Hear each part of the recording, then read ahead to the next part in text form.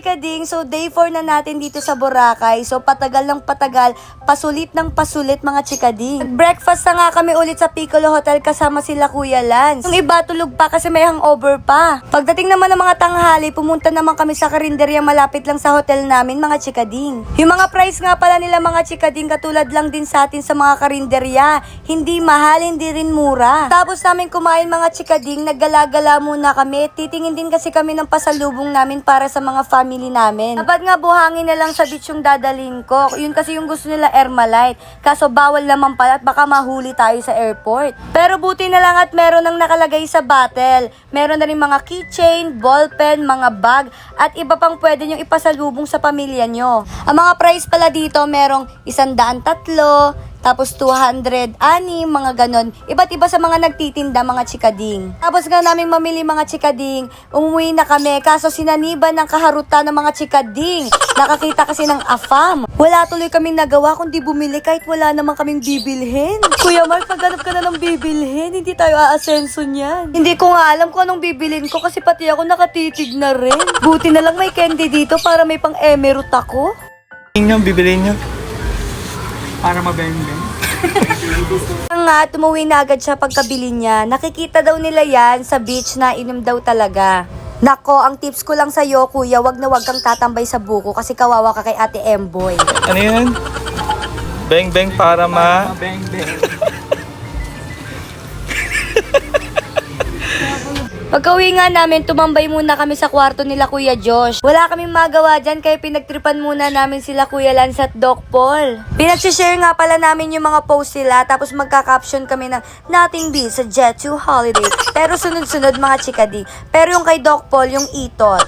Natutunan lang namin yun sa mga taga Iloilo mga chikading ha. At pagdating nga ng mga 4:30, for the swimming na naman kami. Pero sabay-sabay na kami nila Kuya Lance, Doc Paul, lahat. Pupunta tayo kila Doc May. Ganda na nga ako ng mga ipang-aura ko, mga 2 swimsuit para isahang picture na to mga chikading. You can ask the flowers, I sit for hours, telling all the blue. After nga namin maligo mga chikading, aaura na naman tayo at sumakay kami sa parang e-bike nila. And ang happy-happy pa ng mga chikading na yan, pagkababa nga namin, tumigil kami dito sa Mandarin. At pumasok na kami mga chikading, kainan nga pala to mga chikading ha, La Fiesta, dito sa loob ng Mandarin. Pagpasok nga namin mga chikading, ang ganda at ang lawak. Malaki din yung mga pool nila, pero konti lang yung taong nakikita namin, pero baka mamaya baka nasa loob lang ng kwarto, diba? Pwede ka ditong umaura kasi pang Instagrammable yung mga view dito mga chikading. Dito na nga pala tayo sa harap ng Mandarin Bay at nandito rin sila Doc. Ayun, ang fresh yan kahit walang makeup. At hello kila Ate Emboy. First time ko lang silang ma-meet dyan lang sa Boracay. Wow. Nuutan na nga kami ng bracelet de papel para makapasok na. Buffet nga pala ang kakainan namin mga chikading at meron din kumakanta. Napakalamig ng boses niya. Nating nakita mga chikading yung mga dessert. Ang sasarap talaga. Tapos meron ding leg lamb at mga tempura. Samahan mo pa ng mga prutas, mga soup at mga tinapay. Mayroon din tayong mga pasta. Pwede rin kayong gumawa ng mga kanya-kanya yung mga soup. Meron din sila mga liempo, mga peking duck. Ang sasarap. Kuha ka muna dyan ng mga ingredients bago mo ipalublob sa kanila para gawing soup. Meron din sila mga pang-Japanese katulad ng mga sushi, mga salmon. Ang arte ng salmon na yan. Basta salmon. Mga isda, mga tuna, ganon. Basta maraming pagpipilian mga chikading. Taan, sarap tumira dyan eh. Muha na nga agad ako kasi nga nakakagutom, grabe. Takam na takam ako habang nagvi-video muna. Papansin nyo pala may pasa ako dun sa braso ko mga chikading. Kalasingan ko yun yung sa barko. Di ko namamalayan kung saan ako tumama. Paggising ko may mga pasa na ako. Pero worth it naman yung pasa ko kasi nag-enjoy talaga ako. Ayan yung katunayan na naging masaya ako sa boat mga chikading. At pagtapos ko nga kumain mga chikading, nakita ko sila Doc Paul nagpapaluto na ng steak.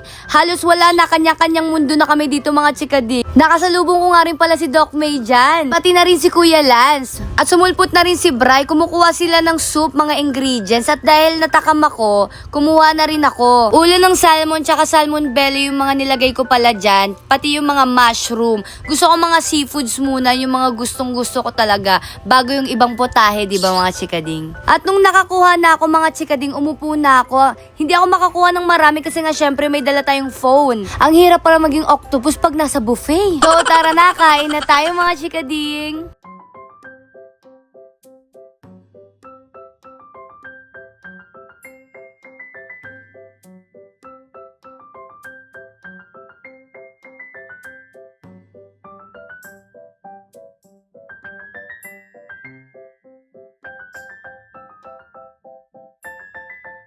Tapos ko nga pala dyan, nagpaluto ako ng steak. Nakaapat nga pala ako dyan, mga chikading. Una kong tinikman pala dyan, mga chikading, yung medium rare. Kaso, hindi ko masyado na bet kasi nga para akong vampira. Kaya trinay ko naman yung well done, kaya nakaapat ako.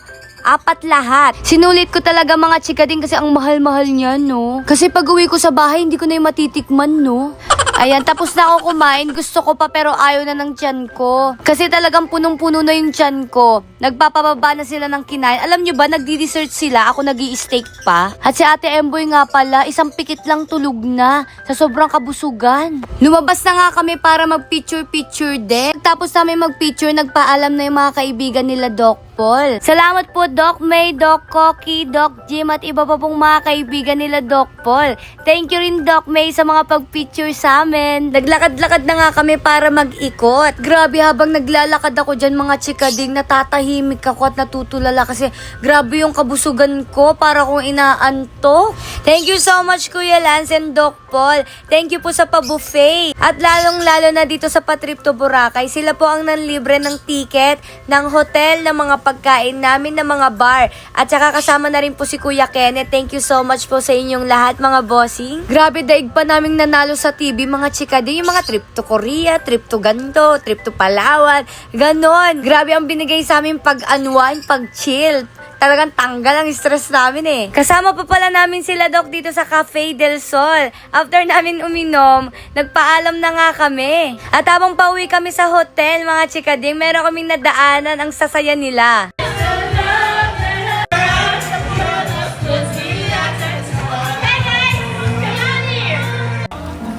Akala nga namin hindi na kami matutuloy sa Club Galaxy kasi maaga pa kami bukas. Bukas na ang flight namin, mga chikading. At syempre, hindi papayag sila, Kuya Lance, sa hindi natin ma-enjoy ang last night natin sa Boracay. Tinuloy nila kahit anong oras na, mga chikading.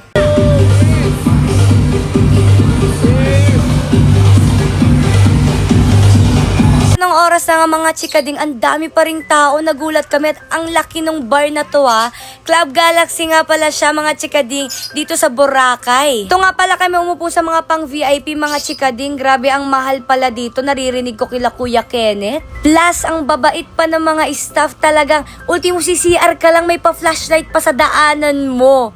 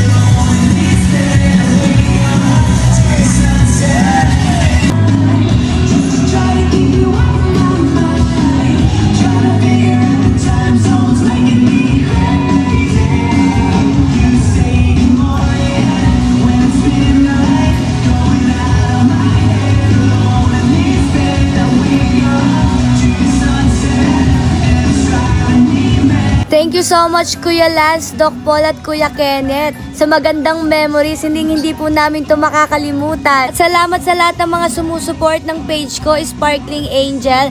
Thank you so much po. At sa mga hindi pa nakaka-follow dyan, mag-follow na kayo. Mwah!